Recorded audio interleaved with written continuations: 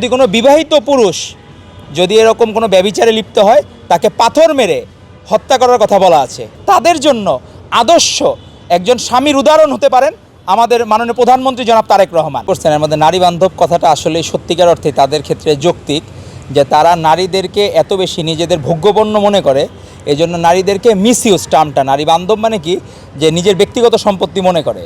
তারা ৭১ সালেও বাংলাদেশের যত ধর্ষণ হয়েছে সেগুলোর সাথে তারা ইনভলভ ছিল, জড়িত ছিল। আজকে দেখতেছি তাদের যে এইসব আচরণ।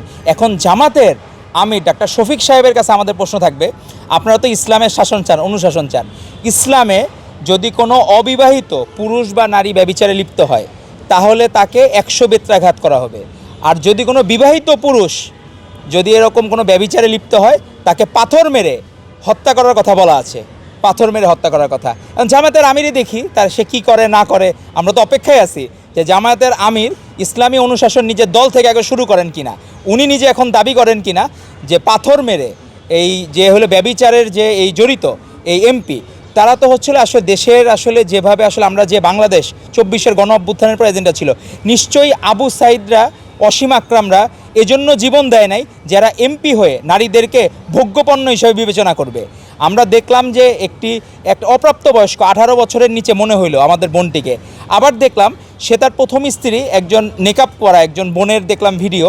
এখন বিষয়টা হয়েছে কি যে তাদের আসলে কি ইসলামে ওই যে ৪ বিয়ের নিয়ম বা এগুলা, এখন আমরা ফার্স্ট ওয়ার্ল্ড কান্ট্রি বা আমরা চিন্তা করি যে মুসলিমদের এইসব ক্ষেত্রে বা ওইসব জায়গাতেও অনেকে যে চিন্তা করে যে আমি আবার সেকেন্ড বিয়ে করবো, মানুষ কি মনে করে বা মনে করে। কারণ আমরা হলো কি যারা রাজনীতি করি এরা হবে আদর্শের প্রতীক।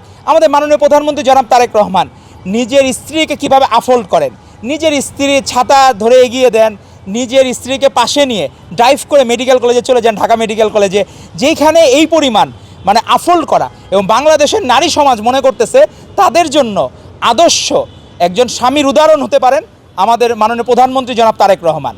সেরকম স্বামী তারা প্রত্যাশা করে।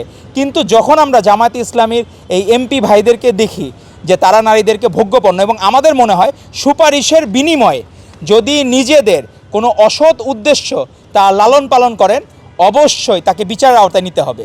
এবং তার মতো এরকম যে একটা নারী সুপারিশ করতে যাইতেই পারে তার এলাকার, কিন্তু তাকে এজন্য এরকম নিজের দেহ বিলিয়ে দিতে হবে, এটা আসলে খুবই মানে অন্যায়। তো এগুলো কখনোই গ্রহণযোগ্য না।